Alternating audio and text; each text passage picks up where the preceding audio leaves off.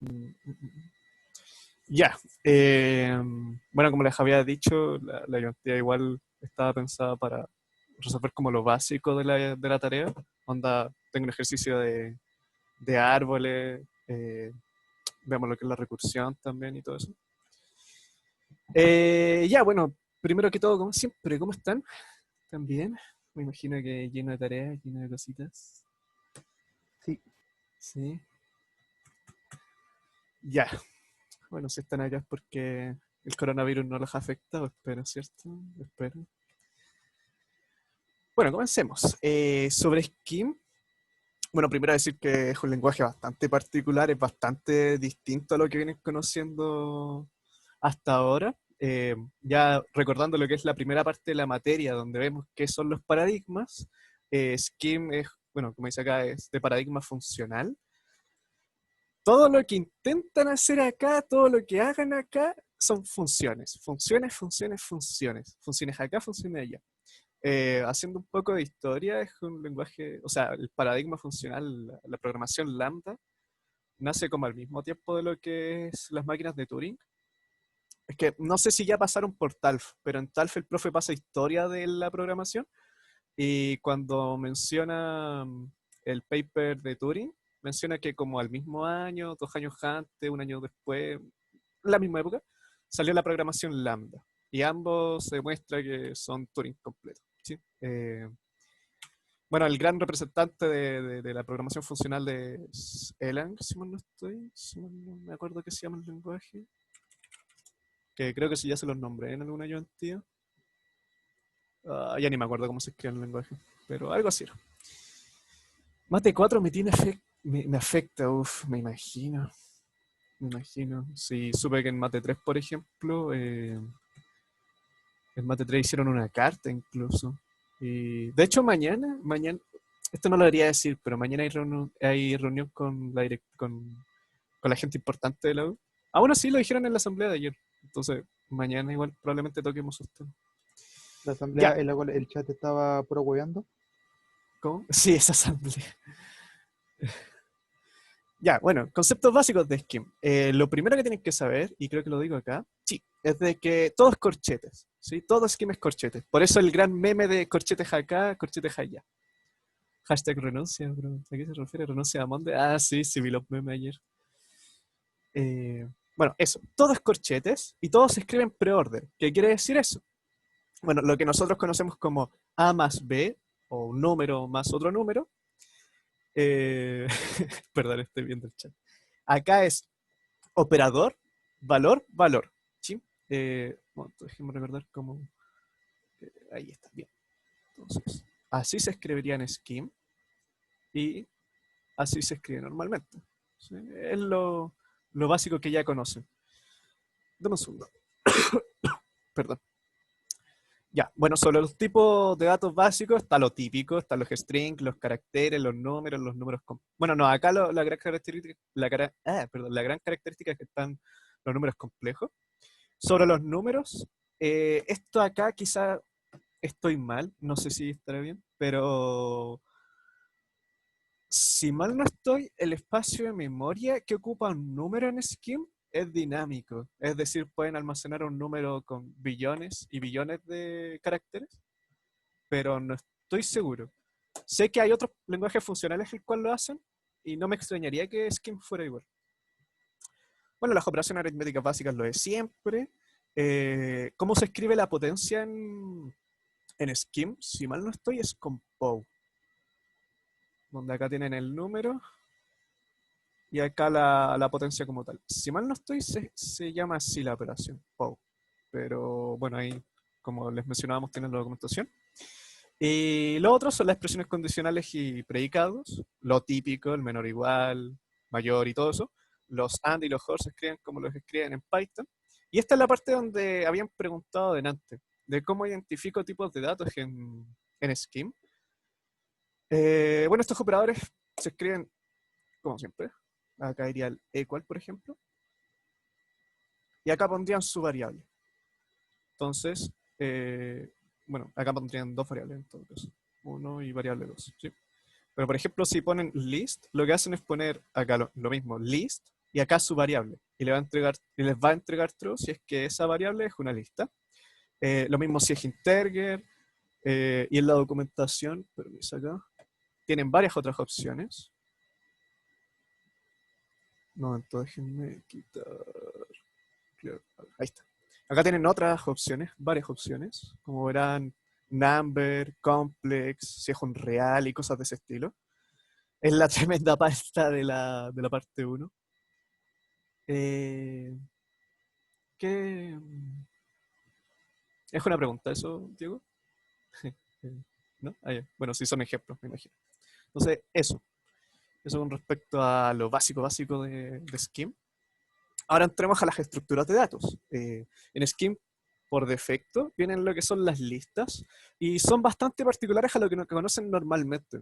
Lo que conocemos normalmente es una lista basada en arreglos, la cual ustedes pueden acceder a cualquier espacio de memoria si es que lo quieren, pero en Scheme es distinto. En Scheme siguen un patrón de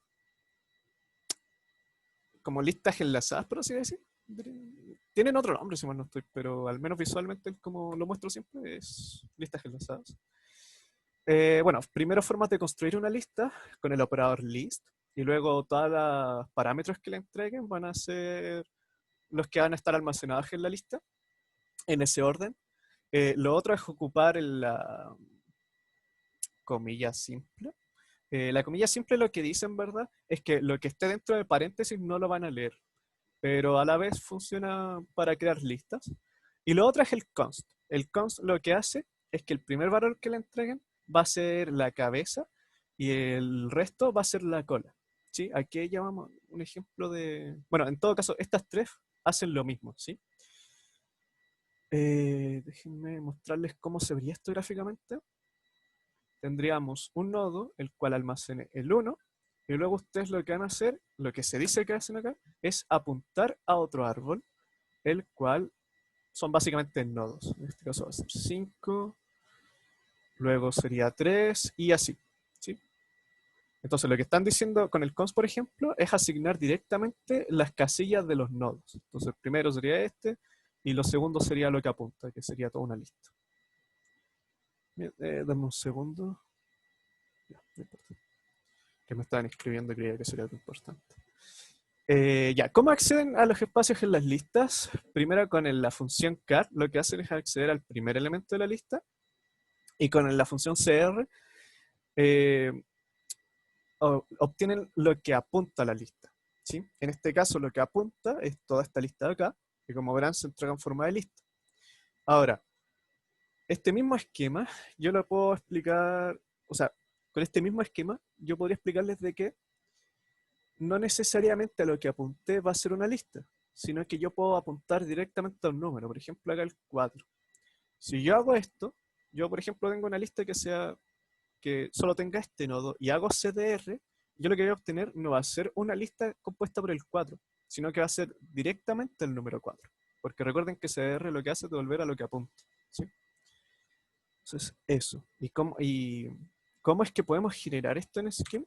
Bueno, esto se le llaman las listas impropias, en las cuales tienen que poner un punto antes del elemento final, porque entenderán que si en vez de apuntar a una lista apuntan directamente a un número, quiere decir que va a ser el último elemento de esa lista. Entonces el ejemplo acá, bueno, lo podría dibujar, a ver si lo puedo hacer rápidamente esto. Sería que el primer nodo va a apuntar a una lista, donde esto va a ser R y esto va a ser H. Luego el siguiente va a ser un nodo que sea A, que ya, el siguiente va a ser, igual que el primero, va a apuntar a una lista. Y acá, como hay un punto, en vez de hacer una flecha acá que apunte a otro nodo, directamente almaceno la letra D. Ay, que escribo mal la D. Bueno, la letra D. Entonces, en este caso, tengo un nodo que sea la Y, y sigo la misma lógica. Como hay un punto, en vez de apuntar a otro nodo, como era el caso del inicio, acá mismo guardo la T. ¿Sí? Eso con respecto a lista impropia. Me imagino que típico que hay una pregunta de lista impropia en los controles, al menos de Martí. En los controles que tenía yo no nos preguntaban, pero de Martí igual se le preguntó. Así que para que lo tengan en cuenta.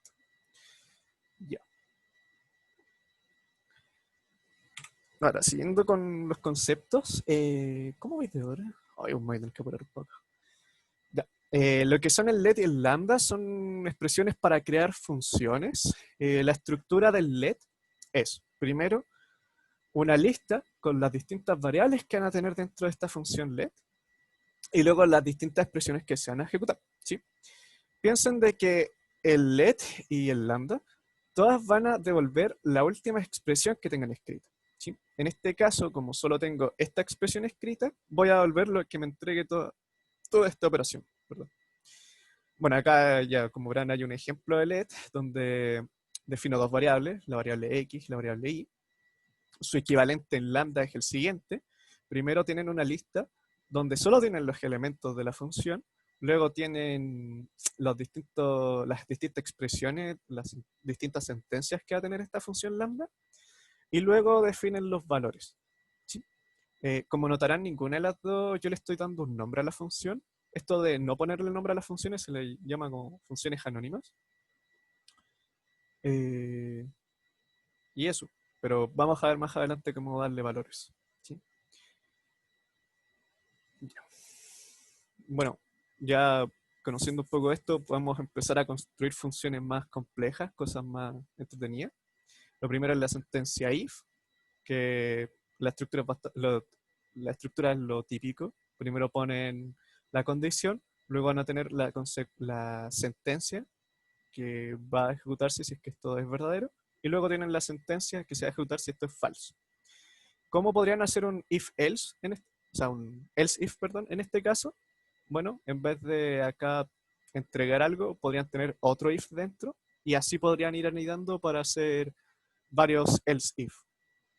Queda bastante feo y por eso es que lo siguiente que les muestro es el count, que el count es mucho más versátil en ese sentido para poder trabajar con varias condiciones, donde la estructura es bastante simple. Primero ponen count y luego cada una de las cláusulas que van a escribir, cada una de estas sentencias, va a hacer una condición, donde lo primero, bueno, como verán, es la condición que se tiene que cumplir y luego distintas sentencias. Acá en los ejemplos solo les pongo una, pero por ejemplo podrían hacer una operación acá y entregar otra cosa después, si es que quieren.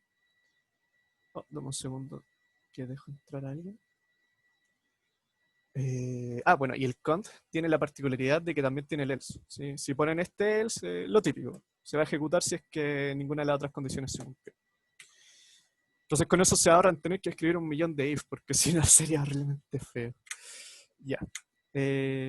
Oh, no. Ah, sí, estoy grabando.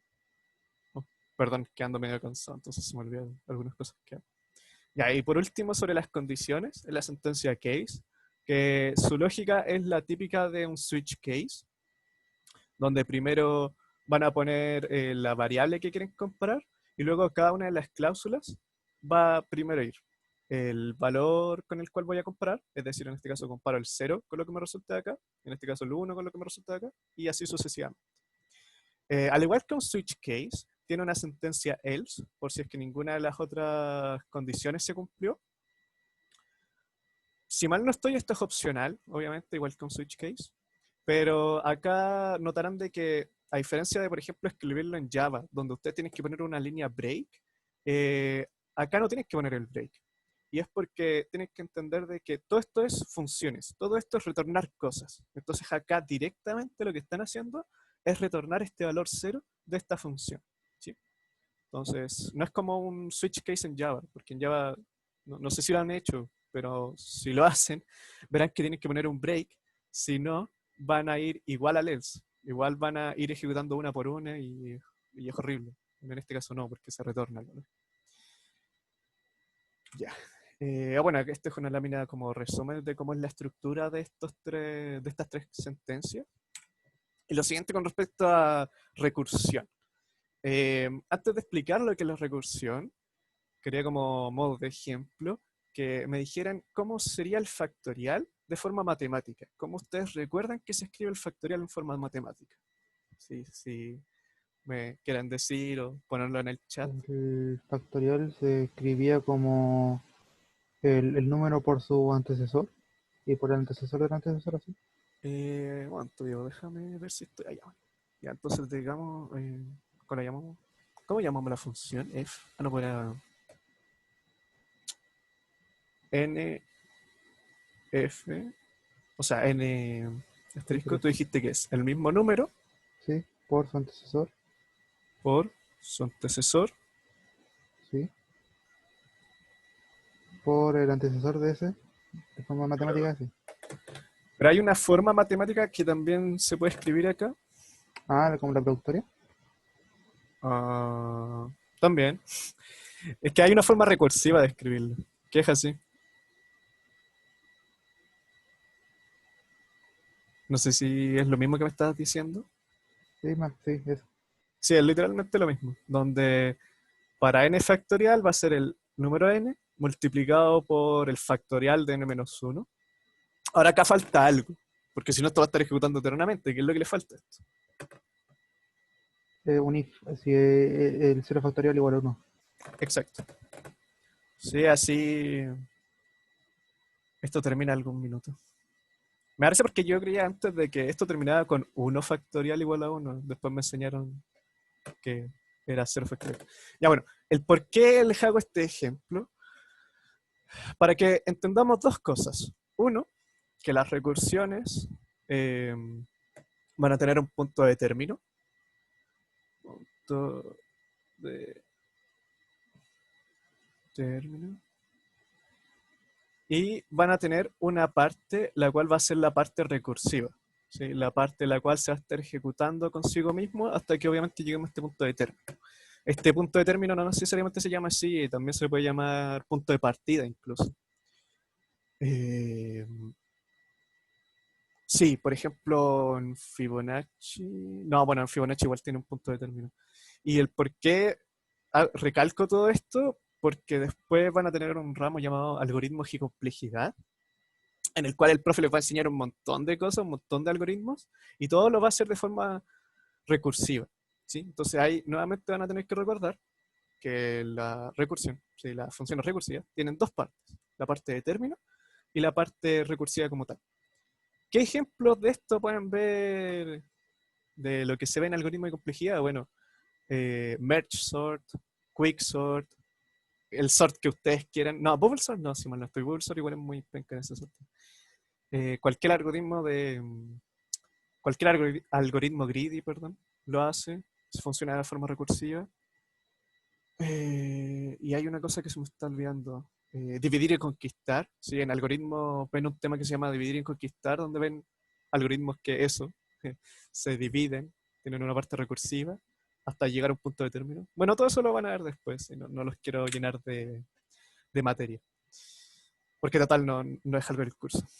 Ya bueno, ¿cómo sería una recursión simple en Scheme entonces? Viendo este ejemplo, vamos a ver que tenemos nuestro punto de término y vamos a tener nuestra parte recursiva. ¿Sí? No, más simple que eso. Eh, bueno, y además también de este ejemplo pueden ver ya cómo se puede escribir una función con nombre, si es que aún no lo han hecho, suponiendo que aún no empiezan la tarea. Primero van a usar el define. Con el define lo que ustedes hacen, pueden definir tanto funciones como variables.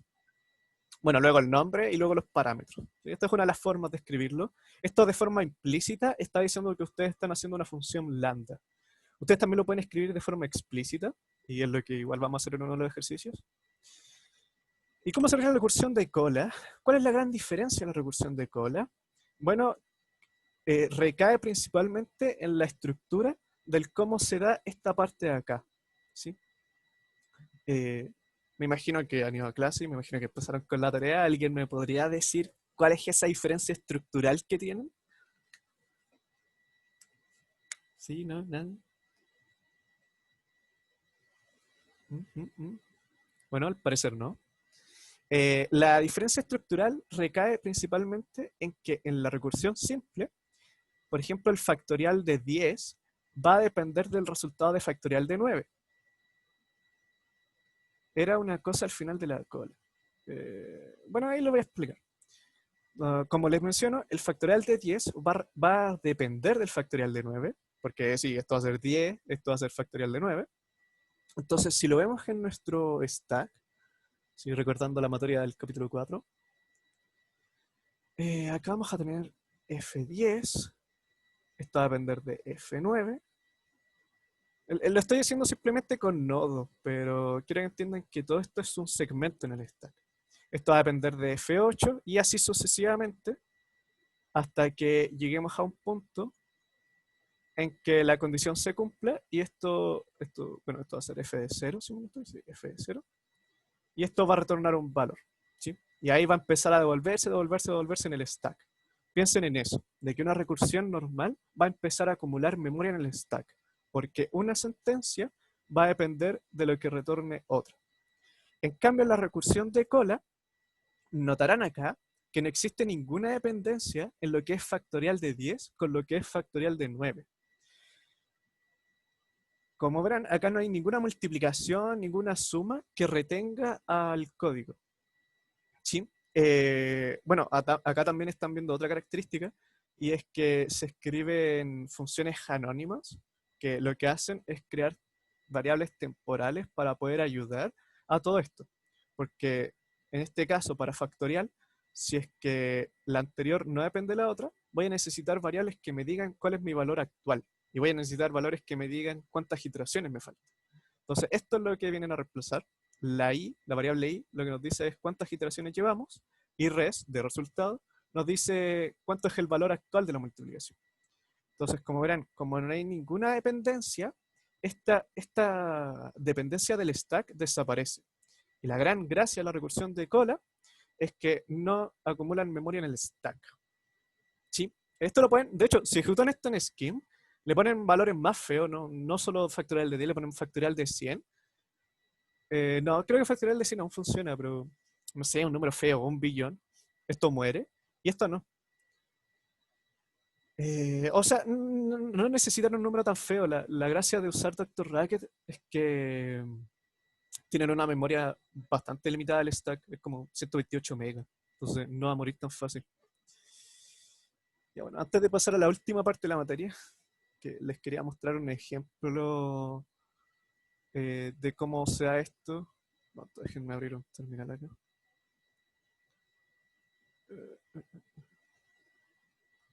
Que este ejemplo de acá es con recursión normal, y quiero que vean cómo muere eventualmente la memoria. Si... Dependiendo del lenguaje, les podría tirar un Stack Overflow, o en mi caso, lo que va a pasar es que el Visual Code va a explotar. Y espero que no explote la llamada, de hecho, ahora que lo pienso. Pero quiero que vean cómo va creciendo la memoria tan rápidamente.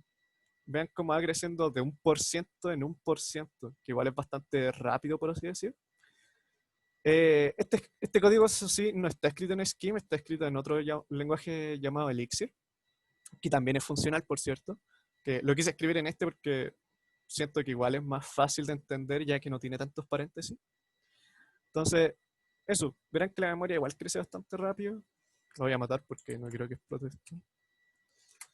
Y ahora, si hago este mismo ejemplo, pero usando recursividad de cola, en el cual verán no existe dependencia de una función, de un llamado de función a otro, verán que esto... Ay, perdón, es que tiene un número muy chico. Déjenme tirar un número gigante y déjenme quitar esto porque si no me va a explotar. Verán de que esto sigue avanzando. Ay, no. ¿Cuánto? Es que quiero matar a la terminal para que esa memoria se libere y vean qué tan rápido crece la memoria. Aún no muere. Bueno, a ver. A ver. Ay, sigue con la memoria acumulada. Qué lata. Es que en las pruebas que hice, cuando mataba a la terminal, empezaba la memoria. Oh, bueno, ahí está. Empezó. Se liberó la memoria de antes, así que con eso se liberó harto. Verán que igual crece, pero crece mucho más lento. ¿Por qué crece? No es por el tema de la dependencia de las funciones. ¿A alguien se le ocurre el por qué igual crece la memoria?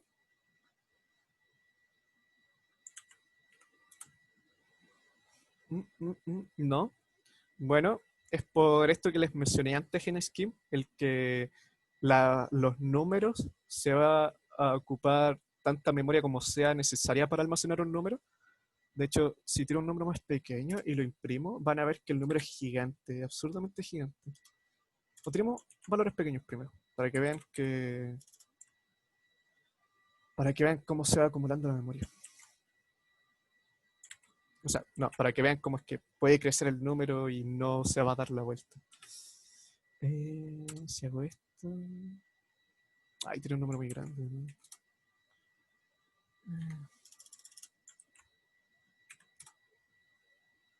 Verán que este número, me imagino que pasa el de la base 32 o algo así. Y acá hay un ejemplo más estúpido. Todo este número está almacenado en memoria. Entonces, igual crece el stack, porque los números así de grandes igual están siendo almacenados.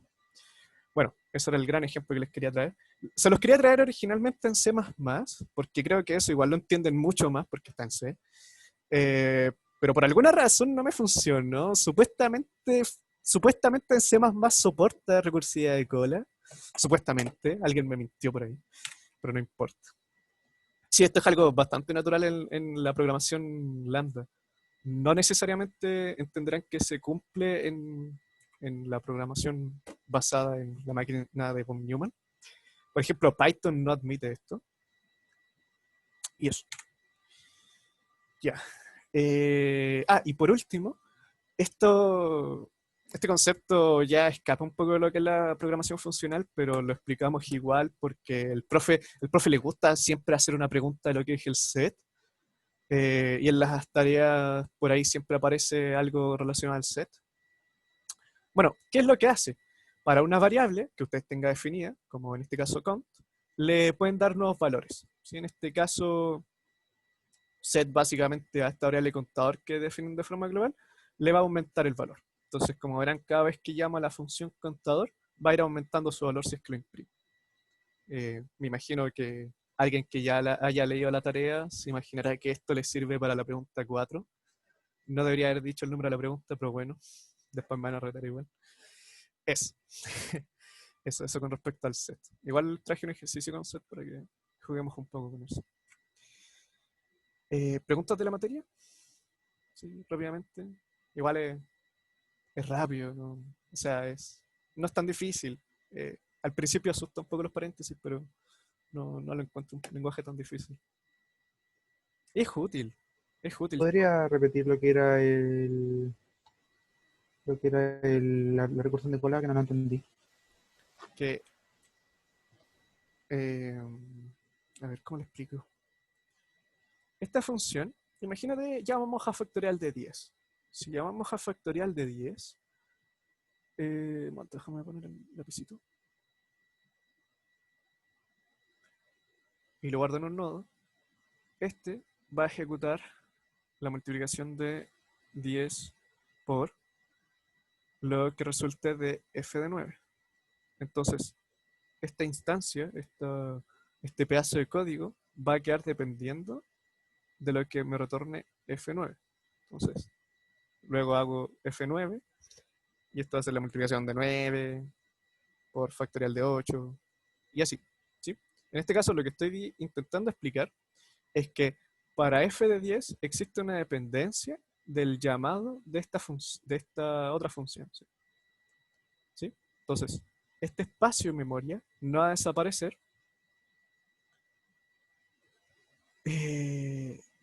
Sí, este espacio en memoria no va a desaparecer hasta que haya retornado lo que tenga f9.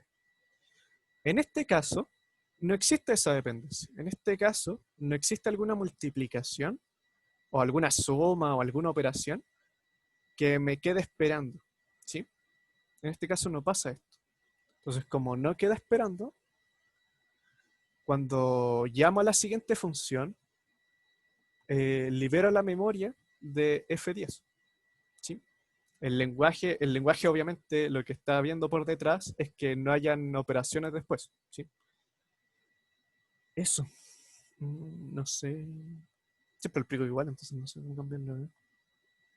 Bueno, eso. El hecho de que no existan dependencias. Y eso puede hacer que este espacio de memoria de F10 no exista. No sé si te queda Ya, más claro. algo así. Ujú. Bueno, veámoslo así. tenemos F10 y lo que va a hacer ya no es trabajar eso sí con la función factorial, sino que va a trabajar con una función llamada fact. La idea de fact es que no exista dependencia entre un llamado y otro, sino que directamente tenga dos valores. Uno, el número de iteraciones, y otro, el resultado, que en este caso va a partir siendo 1.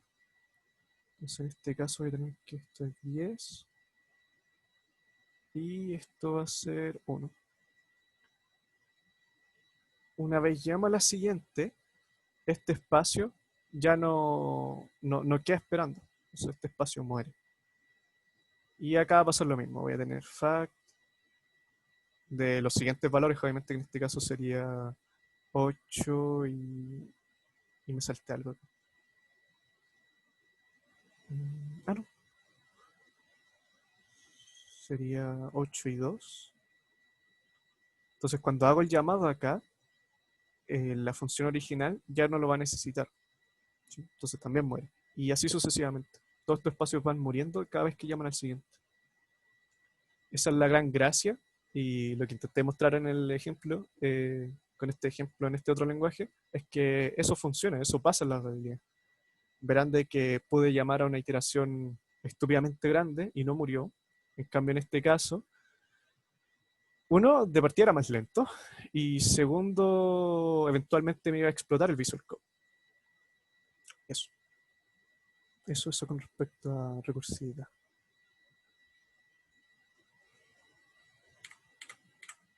Ya. No sé si te quedó más claro ahora, Diego. Sí, algo. Sí. Gracias por responder. Ya, bueno, el primer ejercicio igual era bastante simple el que les traigo, es más que nada para que entendamos un poco cómo funciona todo esto. Es básicamente diseñar la función potencia, donde le entrego la base y le entrego la potencia en sí. Esta, como verán, puede ser un número positivo o negativo. Entonces, lo primero, lo más simple.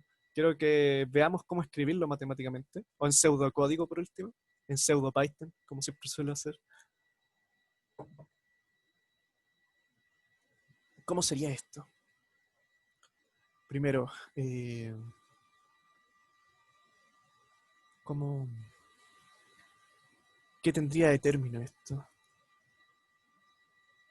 ¿Cómo pararía? Oh, no, antes de pensar en cómo pararía, ¿cómo avanzaría esto?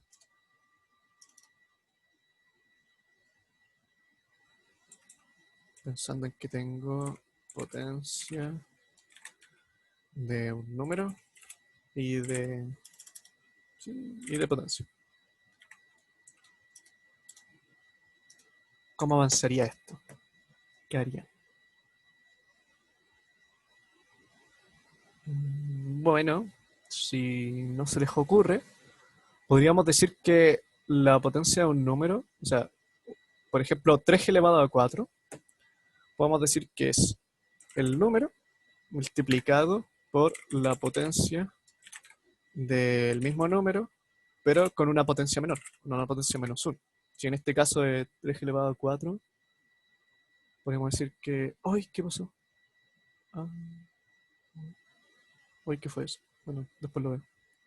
Podemos decir que es 3 por 3 elevado a 3. Y así sucesivamente. Podemos construir esa recursividad. Voy a tener que escribir esto de nuevo.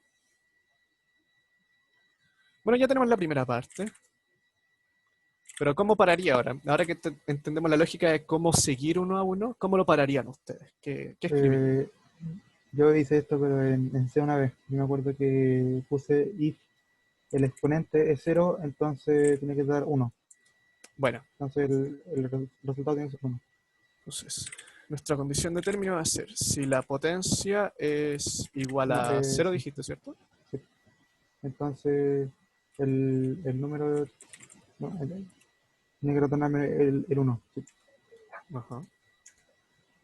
Si no, bueno, vamos a hacer lo que dijimos antes, hacer el número multiplicado por la potencia del mismo número con una potencia menor. Ahora, hay un caso que se nos está escapando aquí. ¿Qué pasa? ¿Qué pasa con los números negativos? porque esta recursión en sí no funciona con esos números. ¿Qué se les ocurre que podríamos hacer acá? Aquí yo me acuerdo que tengo que separarlo en dos. Hay Uno que buscar el recíproco. Sí, hay alguien lo dijo, el residuo. El recíproco, hay que buscarlo. Eso, perdón, el recíproco. Ya, entonces esto va a ser equivalente a la potencia de...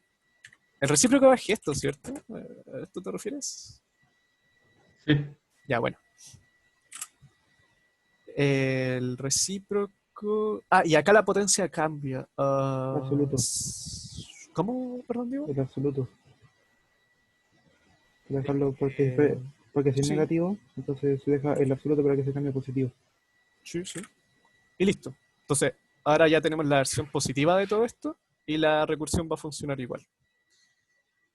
Me quedé callado un segundo porque me dije, ¿y cómo era el valor absoluto en Scheme? Porque yo lo tengo pensado de otra manera. Yo el cómo lo pienso es multiplicar esto por menos uno.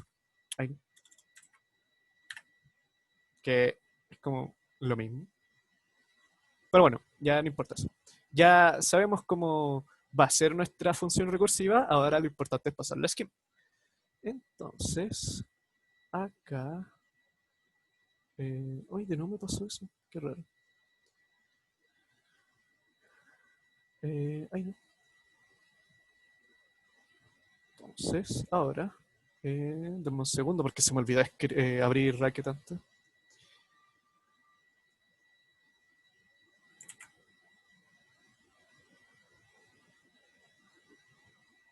Ay, que está lento. Ah, bueno, es que estoy abriendo los Racket, supongo que es eso. Ahora, como comentario, primero no sé por qué está en negro. Lo instalé ayer. Es que normalmente trabajo con las cosas online, todo lo que es Racket y todo lo que es Prolog, pero por si acaso preferí instalarlo. Y por alguna razón está negro. No sé si a ustedes también les venía negro. ¿No? Bueno, no importa. Y lo otro es de que si instalan Doctor Racket y están en Linux, también pueden trabajar con sus... o sea, con su... Ay, ¿cómo se le llama Visual Code? Visual Code tiene un nombre. ¿Con sus intérpretes? No, ¿IDE? su IDE, gracias. Con su IDE favorito porque pueden hacer Racket y el nombre del archivito. Ay, no. Eso como comentario, por si alguien no sabía. Eso. Eh... ya se me olvidó cómo era la estructura. A ver, dijimos que era... Terminaba si es que era cero. Ya me acordé, ya me acordé. Entonces, definámoslo. Define potencia. Oh no, les dije que iba a hacer algo con código lambda, ¿verdad? Para que vieran cómo era. Potencia. Y acá lo siguiente es definir un lambda, el cual va a tener los parámetros que en nuestro caso son dos. Entonces vamos a decir lambda del número y de la potencia.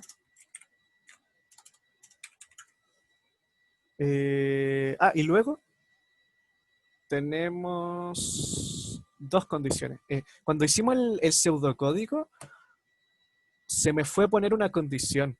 El tema es que de alguna forma hay que decir si es que el número es negativo. Entonces serían dos condiciones. Entonces, como son dos condiciones, prefiero trabajar con count. O podría ser con case también. Ya bueno, con count, que es como lo tengo en la pauta, si no me voy a marear. Ya, entonces, primero, si es que la potencia es igual a 0,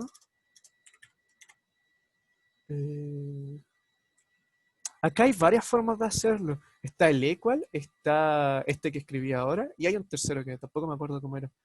Si mal no estoy, eh, el equal, si lo escribo así, tienen que ser el mismo tipo de datos, donde no podrían comparar un flotante con un número.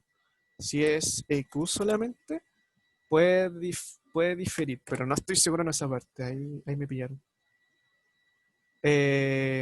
Sí, después tendríamos que ver el tema del negativo. Pero eso es para después. Primero quiero ver si es que es igual a 0. Entonces, ¿cuál? Lo escribí mal, ¿cierto? Sí. Si potencia es igual a 0, dijimos que vamos a retornar un 1. Si el número es negativo, si potencia es menor a 0, dijimos que vamos a llamar a vamos a llamar a potencia de de 1 partido en el número. Y la potencia dijimos que ahora va a ser positiva. Entonces, voy a hacer multiplicarla por -1. Sé que ya hay muchos paréntesis. Si es que alguien nunca ha trabajado esto puede marear un poco, pero es bastante simple. Tenemos primero la condición y luego nuestra sentencia. Si es que tienen más de una sentencia, bueno, acá igual podría ser más intuitivo escribirlo acá abajo, por ejemplo. En el caso que tuviéramos más de una sentencia, pero no es el caso. Y por último, falta el else. En cualquier otro caso vamos a hacer esta operación. Potencia de...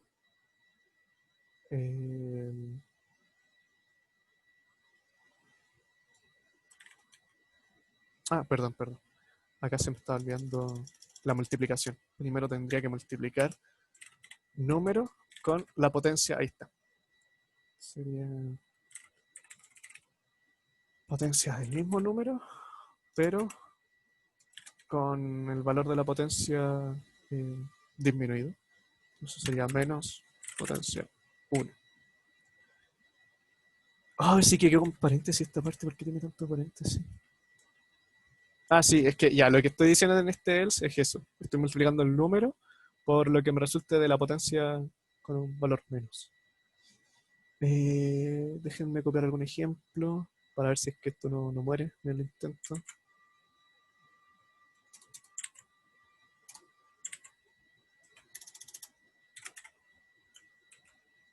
Ay, no voy a hacer esto.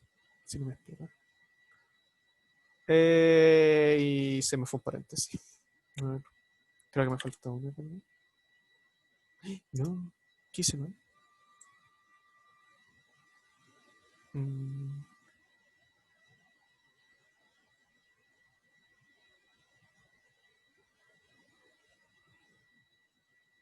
Mm. No es que me faltaba un paréntesis, es que le había agregado un paréntesis. Ahí está. Bueno. Entonces esto podría aumentarlo. Debería mostrar más valores. Ya, bueno. Funciona. Y eso con el primer ejercicio. ¿Alguna duda? ¿Algo que no hayan entendido de cómo funciona algo? Lo que sea. Increíble. Increíble. Me imprime así. Alguien había puesto... A ver, veamos si eso funciona. Es que ya hay cosas que sinceramente no me acuerdo de Skim. Entonces, ¿esto cuenta como recursión simple? Sí. Y creo que me respondas tú mismo. ¿Por qué esto es una recursión simple?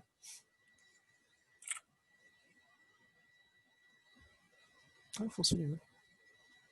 Gracias a Javier que lo había puesto en el chat. Javier había puesto, mira, en vez de hacer lo de las igualdades, podría ponerle directamente si es que es negativo. Porque guarda un valor. No. Sí. O sea, no sé cómo interpretar lo que dijiste, pero básicamente esta operación de acá, la multiplicación, queda esperando a lo que resulte de acá. Por eso es recursión simple. Porque esto queda esperando. Esto tiene que esperar a que esto se haya ejecutado.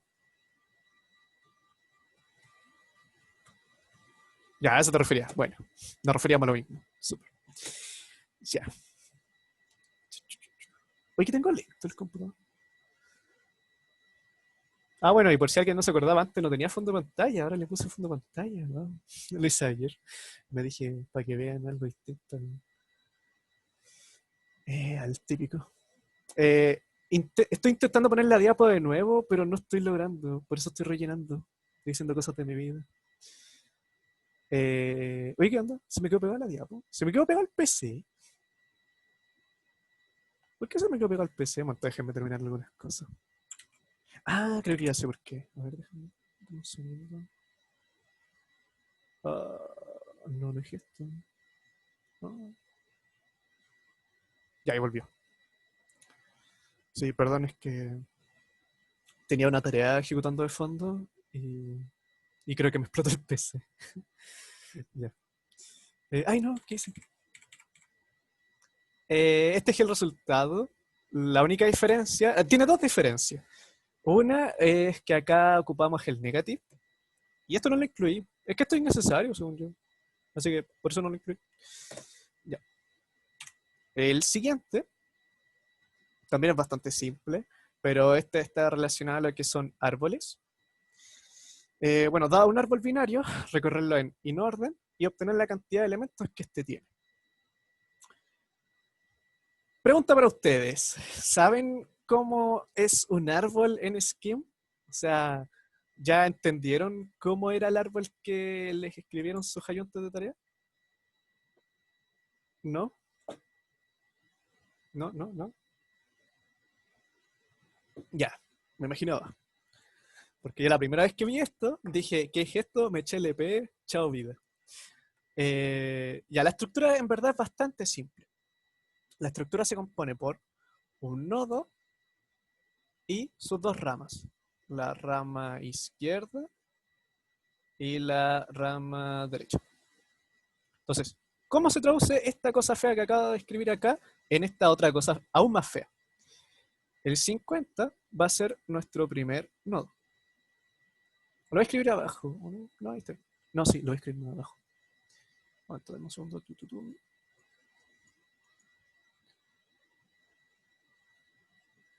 Ya, el 50 va a ser nuestra raíz en este caso. Luego, toda esta cosa fea de acá es la parte de la izquierda y toda esta cosa fea de acá es la parte de la derecha. Entonces, partamos con la derecha porque se ve más simple. En la parte de la derecha tenemos que el nodo va a ser igual a 60 y después tenemos que la parte de la izquierda es nada y la parte de la derecha nuevamente es nada. Entonces acá básicamente termina ahí esta parte de la rama. Por otro lado, la parte de la izquierda, lo primero que vemos, voy a ponerle otro color. Por la parte de la izquierda vemos que el nodo es 40 y vemos que su parte de la izquierda es esta cosa fea de acá. No, perdón, esta cosa fea de acá.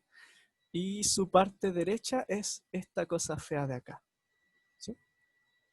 Entonces, este valor es 40. Por parte de la derecha vemos que termina, vemos que por la derecha no tiene nada, pero por la parte de la izquierda vemos que aún tiene cosas. ¿Sí? Por la parte de la izquierda vemos que el valor es 35. Vemos que la parte de la izquierda del 35 es todo esto de acá. ¿Sí? Tienen que seguir los paréntesis, lamentablemente cuesta un poco seguir los paréntesis, pero es eso. Y la parte de la derecha no es nada, nuevamente. Entonces, esto es 35.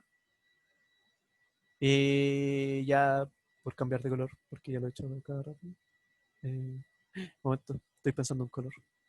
Negro, ya. Por la parte de la izquierda, perdón, los perdí un poco. Pero ya estamos en el 35. Por la parte de la derecha del 35 dijimos que no hay nada, pero por la parte de la izquierda del 35 tenemos cosas. Tenemos que hay un nodo, el nodo 31, y termina ahí, básicamente. Vemos que del 31 no hay nada ni en la izquierda ni en la derecha. Eso. Así se representa un árbol en Scheme.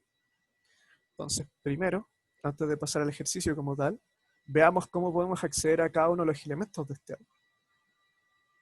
Veamos. Tomemos todo esto. Y veamos cómo podemos acceder al nodo actual. Veamos cómo podemos acceder a la parte de la izquierda y veamos cómo podemos acceder a la parte de la derecha. Porque en el fondo eso es lo que intentamos hacer. Entonces, ¿puedo hacer esto acá? Ya ni me acuerdo. Define. Ay, ni siquiera le di un nombre. Define lista.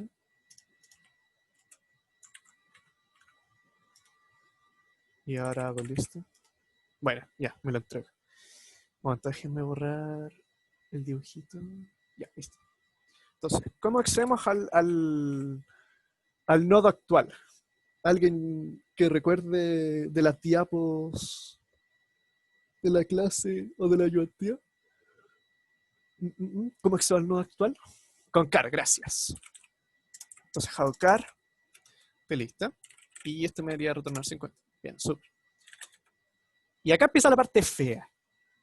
¿Cómo obtendrían el elemento a la izquierda?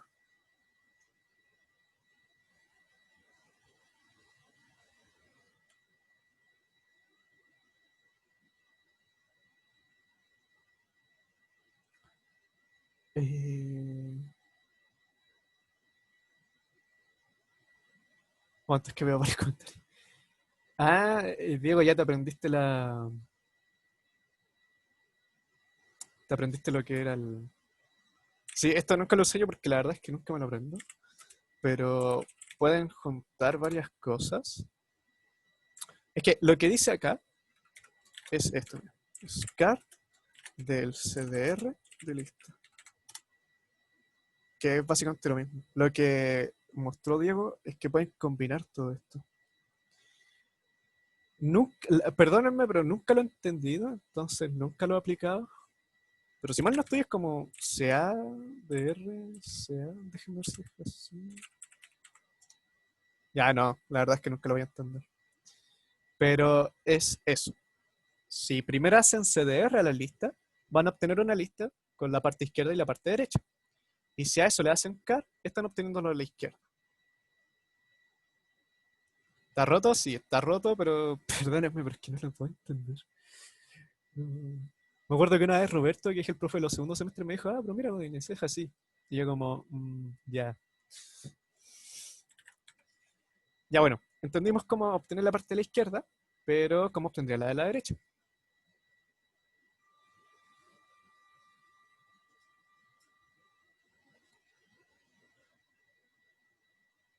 CDR, CDR y era. Veamos qué obtenemos con CDR y CDR. Tenemos una lista con eso. Faltó una parte. Faltó simplemente una parte que es antes cargar un car. Recuerden de que lo que hacen es obtener una lista. Entonces, para eso, para no tener que tener estos dos paréntesis, primero pongan un car. Y con eso se quitan esa lista. CDR. CDR. Lista. Y ahí tienen la parte de la derecha. Ya, perfecto. Con esto ya podemos hacer el ejercicio de ir iterando por cada uno de los elementos. Pero antes de, quería preguntarles, ¿se está escuchando WhatsApp? Porque me están llegando demasiados mensajes, si se escuchan. Si no, no me pregunten.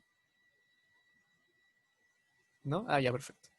Un momento, pero ¿qué me están escribiendo? Ah, ya, nada, realmente. Ah, no, mentira. Dame un segundo, chiquillo.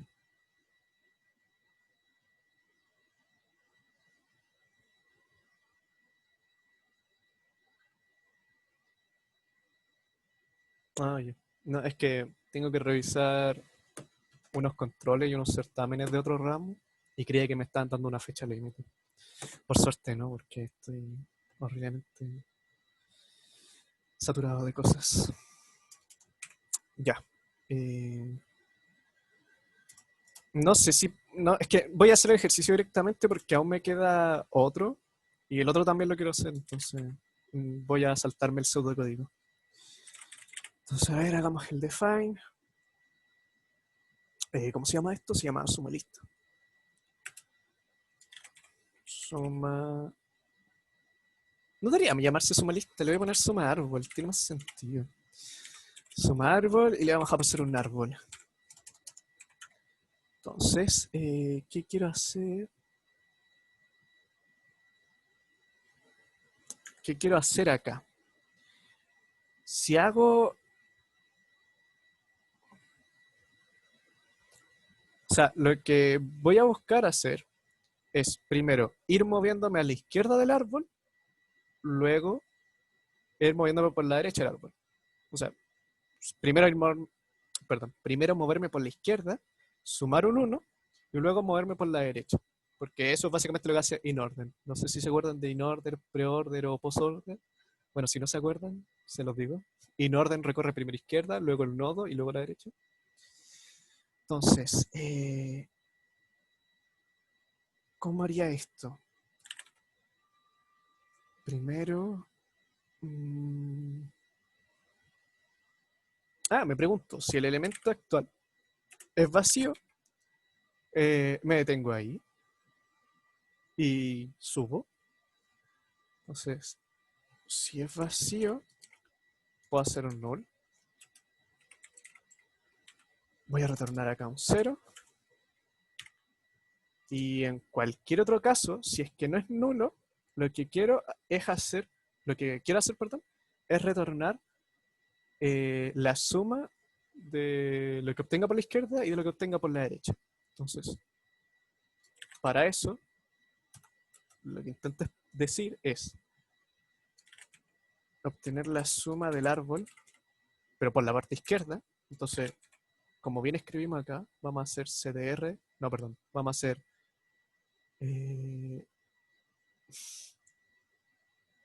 perdón, ¿cómo era?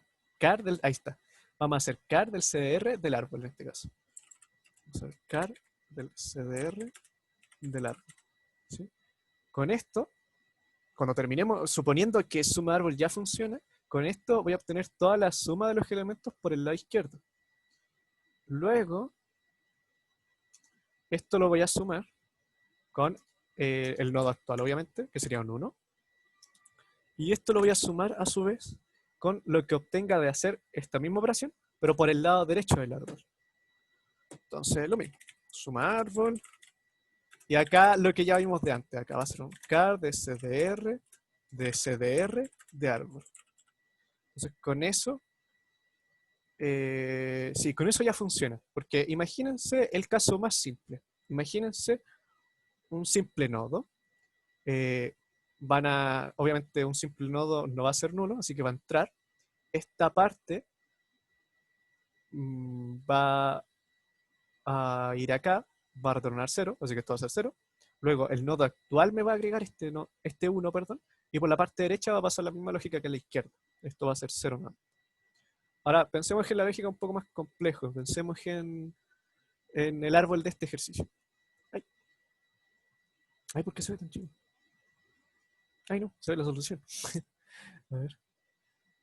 Pensemos en este árbol. Ya. Este 1, primer 1, va a representar el del 50. Luego, esta parte de acá va a ser toda la parte de la izquierda de acá. Y esta suma de acá va a ser toda la parte de la derecha. Y eso. Y eso con respecto al ejercicio. Es bastante simple, sí, pero mi intención era que entendieran un poco la estructura de cómo son los árboles.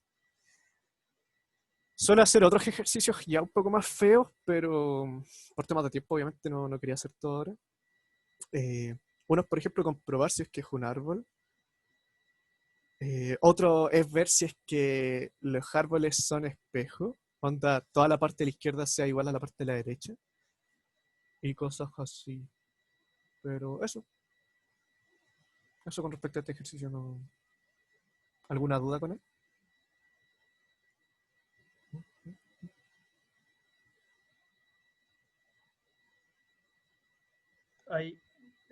Ahí le estás pasando el árbol como una lista. Ah, sí. Es que al final todos son listas. Quizás no me expliqué muy bien en ese sentido.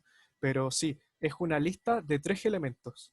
El primer elemento de la lista va a ser el nodo. El segundo elemento la parte izquierda y el tercer elemento la parte de la derecha. Ya. Eso. O sea, si básicamente lo quisiera probar, tuviera que hacer lo que hiciste, que definiste el árbol como una lista y le paso esa lista a la función. Claro. Claro, De hecho, probémoslo. claro. Sí. A ver. Debería funcionar, no debería explotar, creo. Es que no estoy probando todo porque anda medio lento el PC, entonces, pero al final. Entonces, a ver, suma árbol de esta cosa fea. Acá hagamos el run. Y obtenemos 5, sí, porque a ver, 1, 2, 3, 4, 5, sí, son 5 elementos. Agreguémosle otro, a ver. Digamos que el 60 acá va a almacenar algo. Digamos que esto es 70 y que las ramas son nada. Simplemente. Y ahí es 6. Ahora, si quito uno de estos, si mal no estoy, el programa debería morir. Porque al intentar hacer esta operación, va a explotar. Veamos.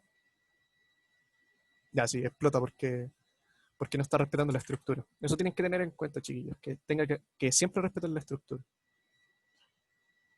Ya.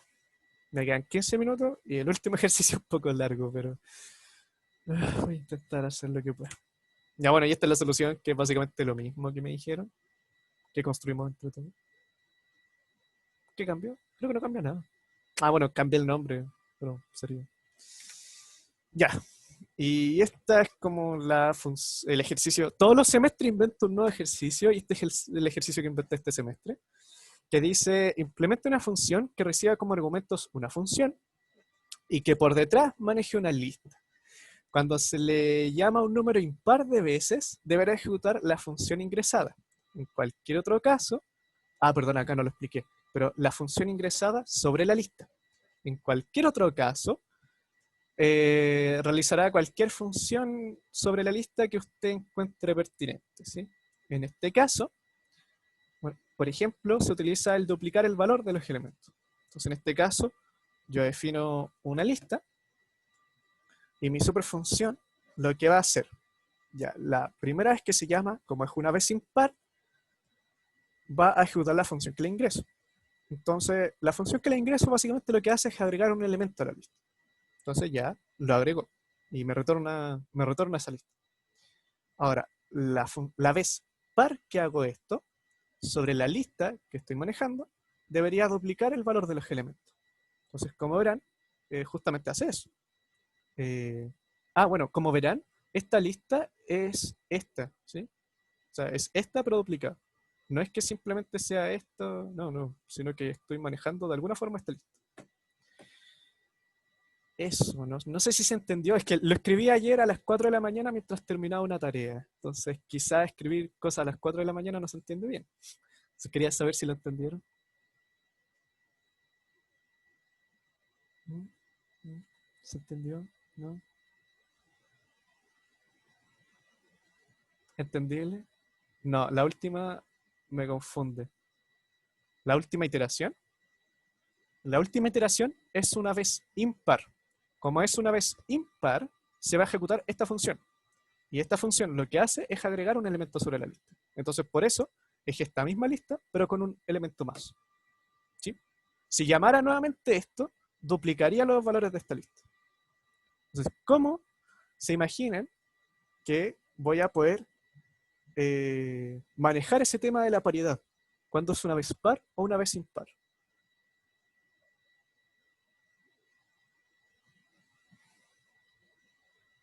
Contadores, ya. ¿Y cómo mantengo un contador? ¿Cómo altero valores en un contador? Si lo único que hemos hecho hasta ahora es recursión y más recursión.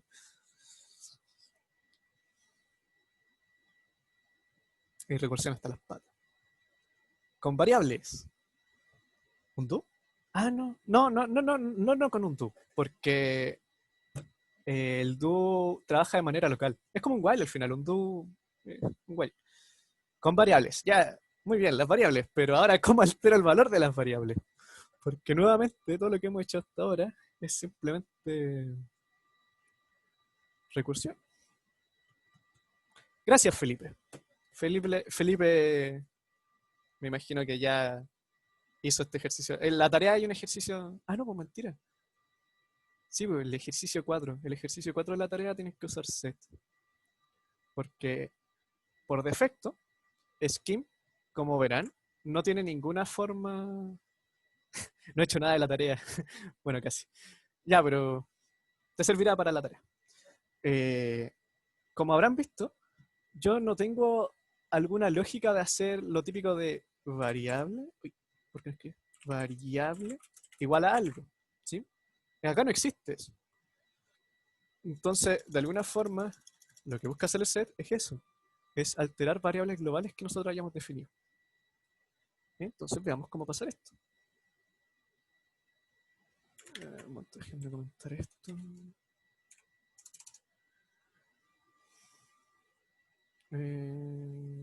Ya. Entonces vamos a tener que definir dos variables acá.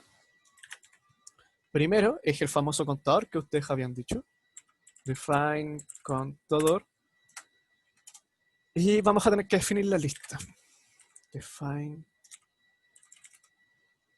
Bueno, acá lo voy a copiar. ¿Sí?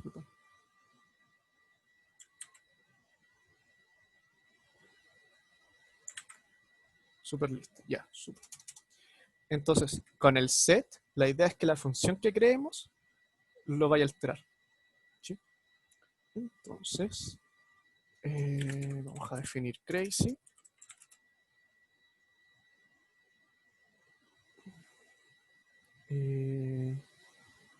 Bueno, perdón, es que nunca se me ha hecho natural tener que agregar una función como una variable, pero es como siempre, es como si fuera cualquier variable. En este caso va a ser una función. Y eso. Esta es la función que vamos a hacer operaciones sobre los elementos. ¿Qué quiero hacer ahora? Quiero agregar un valor al contador y luego ver si es que estamos en y luego ver si es que estamos en una vez par o impar. ¿Por qué primero agrego y no después? Porque recuerden que las funciones siempre van a retornar cosas. Entonces no llegaría a ese punto si es que lo escribiera después. Bueno, ahí lo van a ver cuando lo escriba.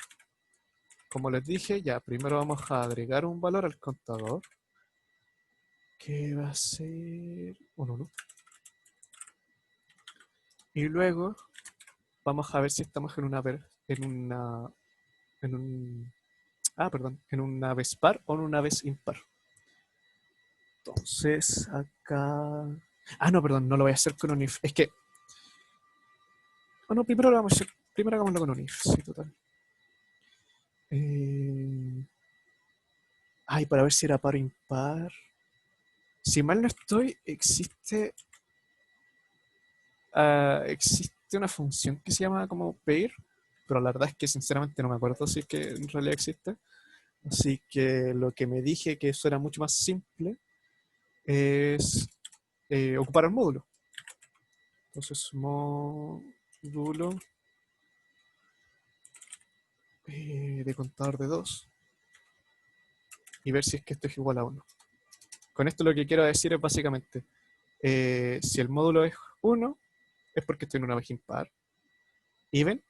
Verdad, gracias. Even es par en inglés, si mal no estoy, así que debería funcionar. Ya, entonces, si estamos en una vez par, dijimos que lo que vamos a hacer es ejecutar una función que nosotros queramos y no la que la estamos pasando.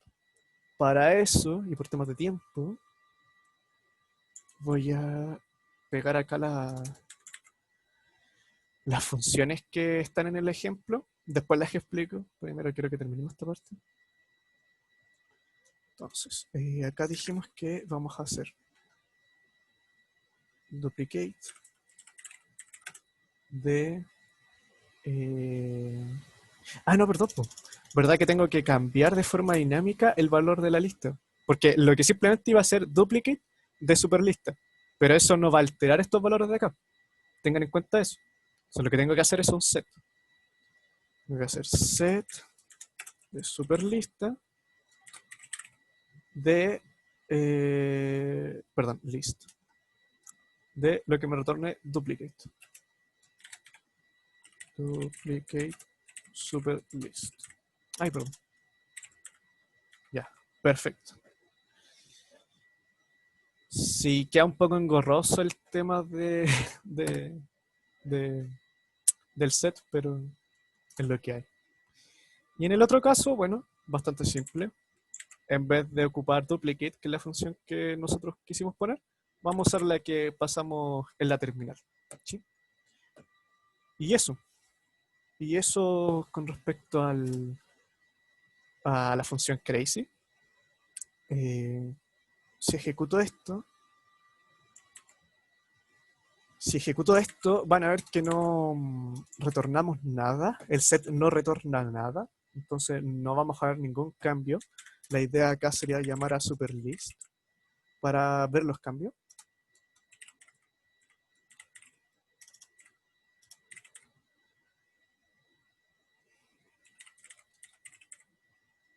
Veamos si esto funciona.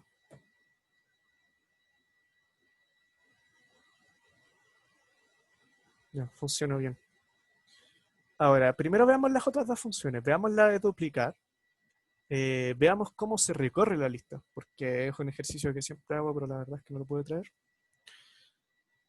Para recorrer una lista, la lógica va a ser similar a lo que vimos con el árbol. Vamos a... No, bueno, en este caso voy a generar una función auxiliar, lo cual va a tener dos cosas. Uno, los elementos que van quedando de la lista, porque al recorrer lo que voy a ir haciendo es hacer los CDRs. Entonces, el elemento actual va a ser el car, y para la siguiente iteración no voy a trabajar con la lista, voy a trabajar con el CDR. Entonces, esta lista L lo que hace es eso, ir guardando los CDR. Y new es nuestra nueva lista, pero con los elementos duplicados. ¿Sí? Entonces, el punto de término es que esta lista se haya quedado vacía, porque recuerden que si voy haciendo los CDR, en algún punto voy a quedar algo vacío. Bueno, en ese punto, si llego a ese punto, voy a retornar la nueva lista. Y si no, voy a llamar a esta función auxiliar. Como les dije, voy a trabajar con el CDR. Y en otro caso, como les dije, lo que voy a hacer es agregar a la lista el elemento actual de la lista, el car de la lista, pero duplicado. ¿Sí? Ahora, el append necesita que lo que le agregue sea algo escrito como lista, entonces por eso es que acá escribo list. Y eso con respecto a duplicate, que por temas de tiempo no lo escribí al tiro, no lo hice con el ejercicio. Y con addLength, simplemente lo que hago es agregar un nuevo elemento, el cual de forma arbitraria elegí que fuera el largo actual de la lista. Entonces la lógica es la misma. Voy a hacer un append sobre la lista. Nuevamente tiene que ser una lista el valor. Y el valor que voy a agregar va a ser el length de la lista. ¿Sí? Entonces, eso. Ahora, verán que en el ejercicio lo que estoy retornando ya es el elemento. O sea, sí, eso, ya es el elemento. Porque verán de que si quito esto superlista, no voy a retornar nada. Verán que si hago esto no va a imprimir nada por pantalla. ¿Qué cambiarían ustedes en el... ¿Qué cambiarían ustedes en el código para que sí retorne la lista? Ah, bueno, por mientras Alejandro pregunta si puedes recorrer una lista con un do. Sí, si mal no recuerdo, sí, porque... Bueno, es que acá siempre pongo este ejercicio, la verdad es que nunca lo termino haciendo porque nunca tengo tiempo. Pero la gracia del do es que acá le puedes poner valores iniciales. Entonces la idea es que el valor inicial sea...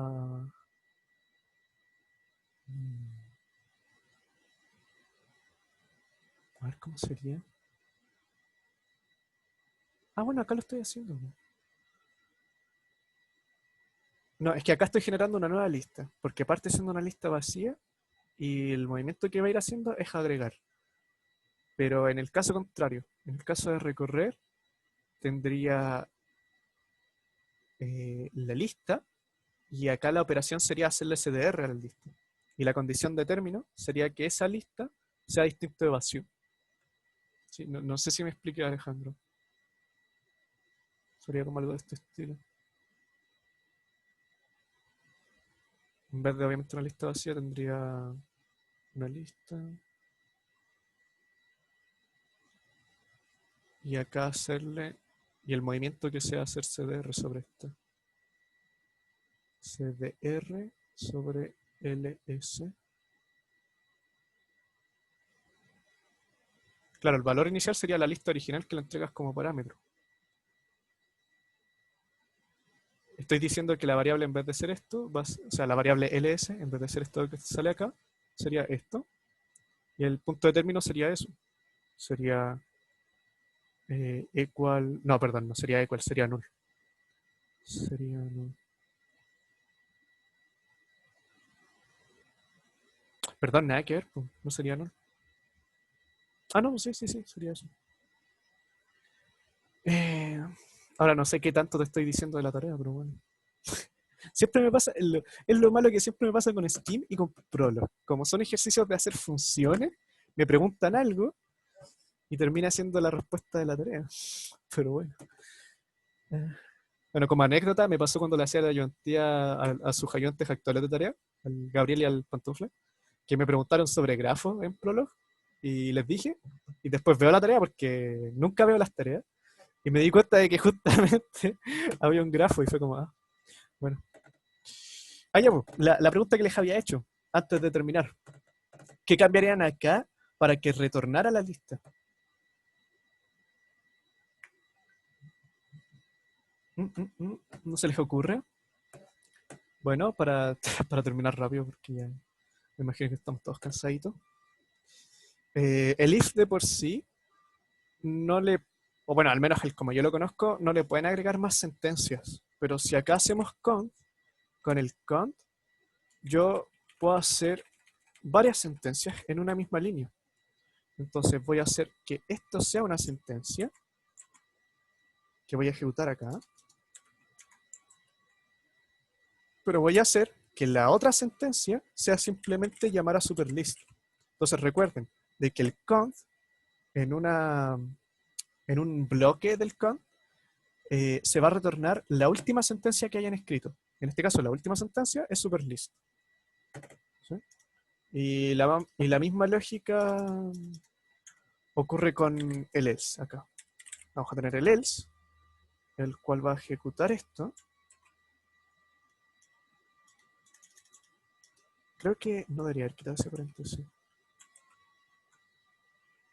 Sí, no debería haberlo quitado.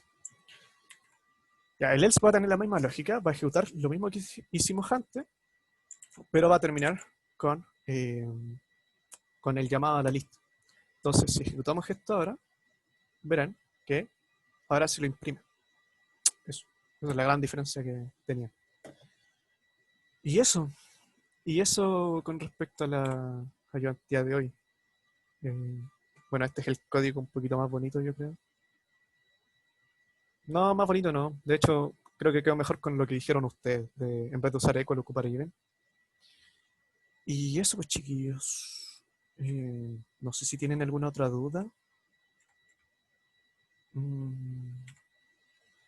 Para la tarea. Bueno, para la tarea yo creo que es como lo básico que necesitan entender. Así que eso, pues, son libres. Y nos estaríamos viendo en 2 semanas, creo, a menos que haya algún feriado entre medio. No, esperen, antes de. Se me había olvidado decirles que tienen el control este miércoles, ¿cierto? De Java, ¿sí?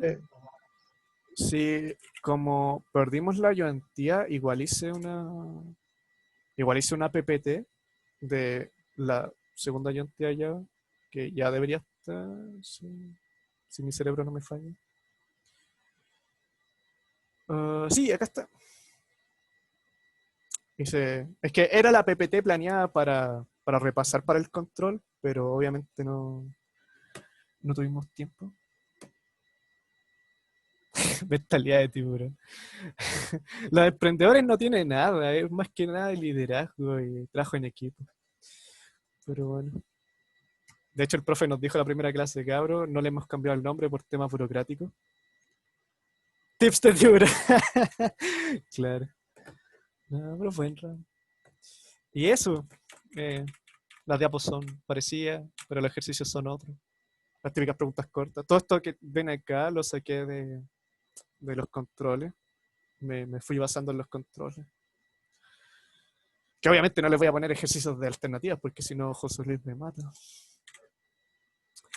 Y eso, chiquillos. Bueno, que estén bien. Nos vemos en 2 semanas. Me imagino que también va a ser de skin. Y eso. Sí, no voy a seguir hablando para no, Vale, tenerlo chao, mucho chao. tiempo. Chaito, cuídense. Y no he terminado. ¿Por qué no terminé esto? No terminé.